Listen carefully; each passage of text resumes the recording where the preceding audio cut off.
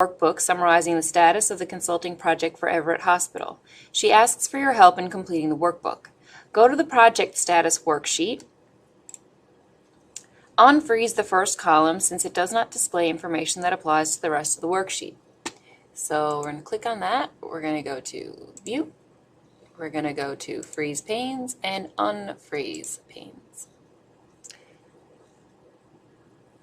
So what a frozen pane does, so where it says freeze panes now where it was frozen before.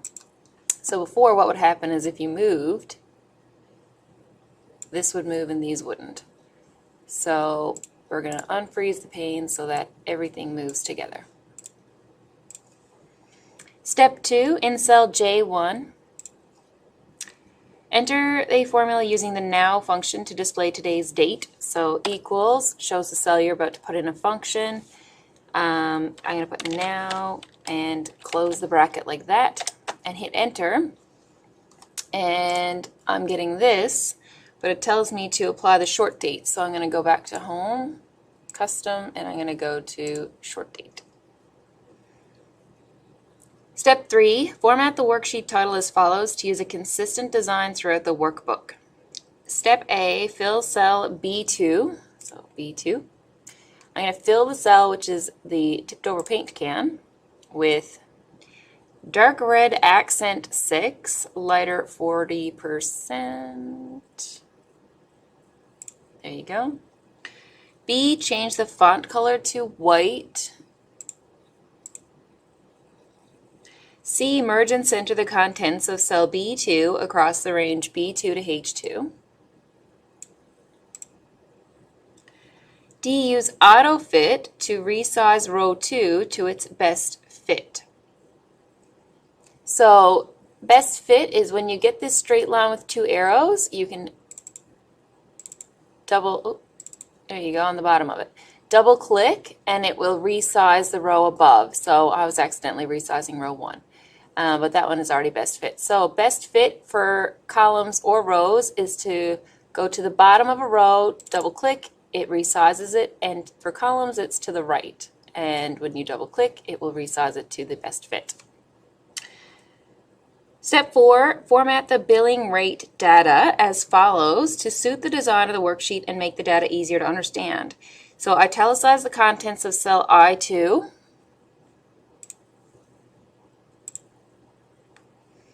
B, apply the currency number format to cell J2.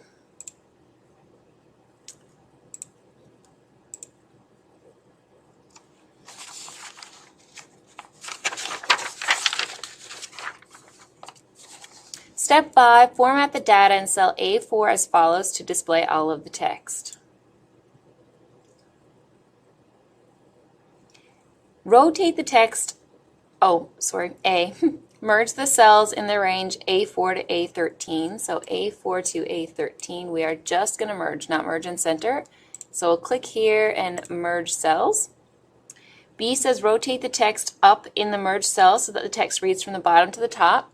So I'm going to go over to my cells group here, format, and format cells. I'm going to go to alignment, and I'm going to move it up 90 so that 90 degrees here so it reads from the bottom to the top. D, C, middle align and center the text. So we're going to middle align and center. D, remove the border from the merged cell. So here's your borders. You're going to click on the drop down button and you're going to go no border. E, resize column A to a width of 4. So now that you're going to do a specific width, you're just going to get that thick black arrow pointing down, right click, column width, and type in 4. Step 6, format the data in row 4 as follows to show that it contains column headings. A, change description to use service description.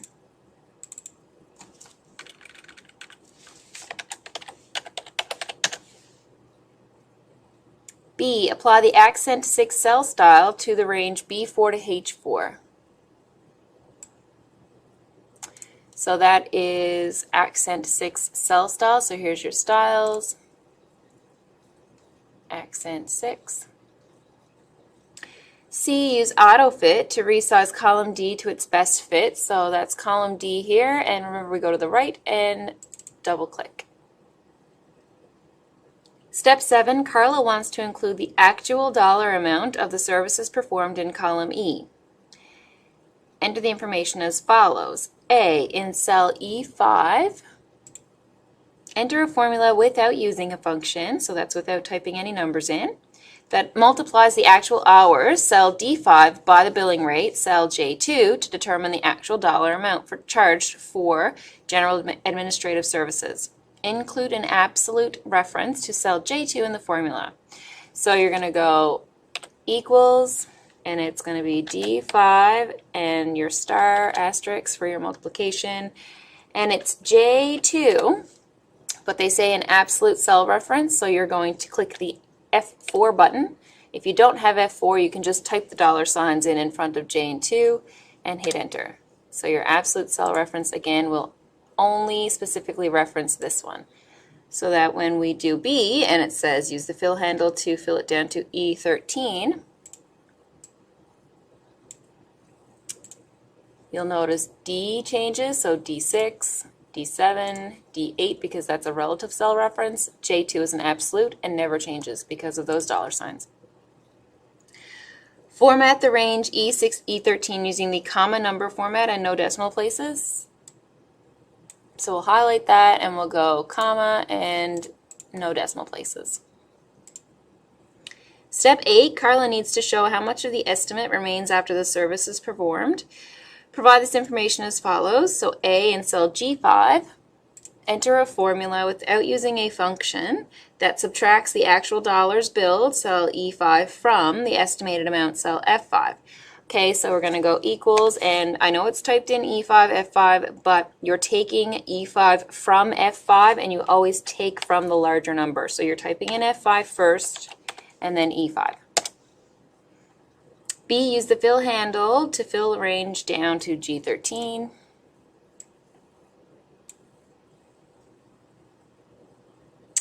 And again, format the range using the comma and no decimal places. So I'm going to go to comma and no decimal places. 9, Carla also wants to show the remaining amount as a percentage of the actual amount. Enter this information as follows. So in H5, enter a formula that divides the remaining dollar amount G5 by the estimated dollar amount F5. So equals G5 divided by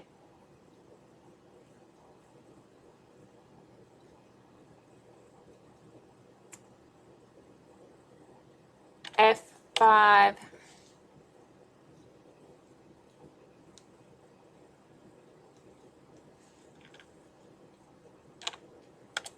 F5, enter.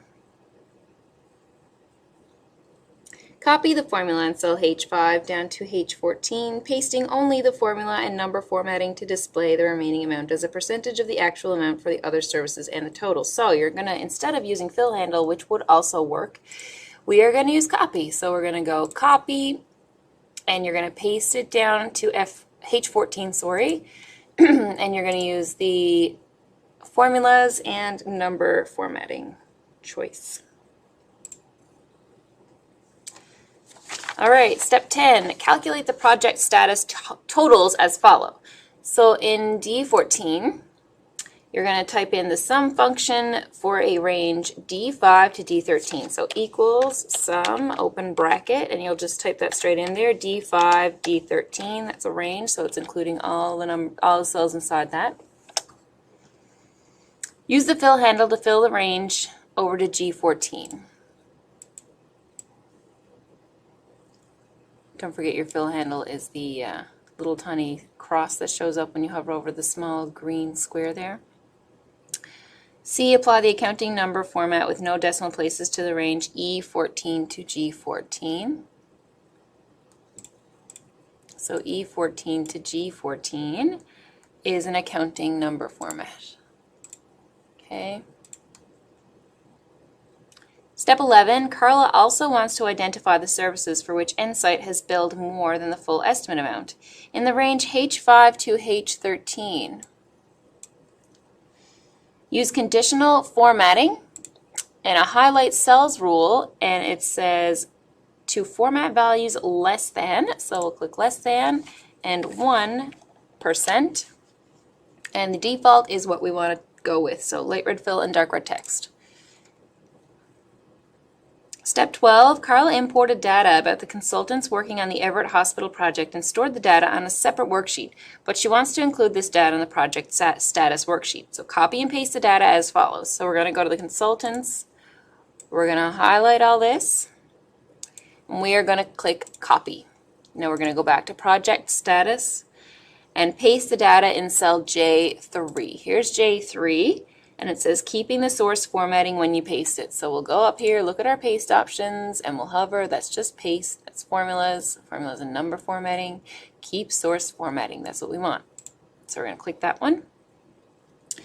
Step 13, Carla needs to list the role for each consultant. Those with 4 or more years of experience take the lead role. Otherwise, they take the associate role. List this information as follows. A, in cell N5 on the project status, worksheet, enter a formula that uses the if function. So we're going to put our equals in there for the cell to recognize that it's going to be a formula. If is a function, so we're going to type in if, and I'm going to open my bracket, and here you're going to see the things that you need to type in. So the logical test is M5 is greater than or equal to 4. Greater than or equal to 4. Comma, space, and then B says if the consultant has 4 or more years of experience, display double quotations, lead, and then comma, space. C, if the consultant has less than 4 years of experience, display associate. So double quotations, associate, double quotations, and I'm going to close my bracket and hit enter. Copy the formula to cell from cell N5 down to N13 using paste formula only. So copy, and then we are going to highlight the range we want to paste it into, and we are just going to choose formula only.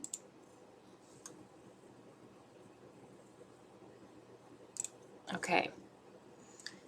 Use AutoFit to resize N. So again, we go to the right, double click. Only moved a little teeny bit. Step 14, Carla wants to include summary statistics about the project and the consultants. Include this information as follows. In cell D16,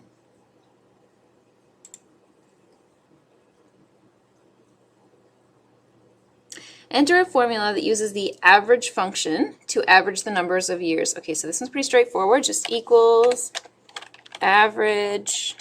It doesn't matter if it's capitalized or lowercase. It'll still take the words and the function.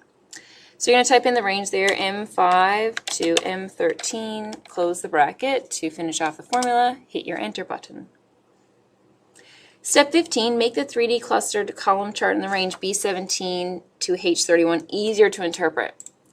So you're just going to click up here in the white, because if you click down here you might get some separate elements on the chart, so make sure you click up here in the white. Change the chart type to clustered bar chart. So we're going to go up to our chart tools that show up. See how there's nothing that shows up there, but when you click in the white, you get these extra tools. Go to design and change chart type. Go to your bar because it wants a clustered bar. That's the very first one that shows up, and that's what we want. So we're going to click OK. B, use actual project hours as the chart title. So the chart title's already there, so we just need to type in project. Okay. Step C, add a primary horizontal title to the axis title to the chart. So if we just get out of that and we click on our chart again, we see 3 options. That's chart elements, that's chart styles, and that's chart filters. So we're going to choose a chart element and we're going to add an axis title, but not both. So we'll click on this little button to get our primary horizontal. And that one is, and if you triple click, it'll highlight the whole thing, hours. And I'm not going to click enter because it'll give me an extra paragraph on the bottom. I'm going to just click outside. And D says add data labels, so we're going to go back here again, and here are data labels right here. but it says in the center, so I can't just click here, it'll put it to the end. I'm going to choose my drop button and go center. So it went from the end of my bars to the center of my bar. Step 16, delete row 33. So we click to highlight the whole thing, right click, delete. This is one time that using the delete key on your keyboard actually wouldn't work. Rows and columns need to be right clicked and deleted that way. Step 17, go to the schedule worksheet. Rename schedule worksheet tab to project schedule. So we're going to right click, rename, project, hit enter. Step 18, each service starts on a different date because the services depend on each other. Enter the starting dates for the remaining services as follows. So in cell D6, enter a formula without a function, again that's without any words, that adds 4 days to the value in cell C6. So equals C6 adds 4 days. In E6, we need to enter a formula without using a function that subtracts 3 days. So equals C6 subtracting 3 days. In cell F6, enter a formula without using a function that adds 2 days to E6. So equals E6 and adds 2 days. In cell G6, we're adding 2 days to cell C6. So equals C6 and we're adding 2 days. Okay, and step 19, copy these formulas that we just typed in here all throughout their ranges down to D9, E9, F9, and G9. So we're going to go copy this formula and we're going to paste it here, and it's saying just the formula. Formula, copy, highlight the right range, just the formula, copy, highlight the right range, formula, copy, highlight the right range, formula. In cell C11, enter a formula that uses the min function. So equals min open bracket. The range is C6 to colon G9, close bracket. And step 21 is in cell C12, which is right underneath. Use your max function. So equals max open bracket and the same range C6 to colon G9, close bracket, and we are finished. So we're just going to take a look at the last 2 pages of the instructions to make sure that all the numbers look like they line up and everything looks similar. That is your final solution, so that is there just to guide you. Okay, again, so now that you're finished, make sure that you've saved it _2, hit your floppy disk, and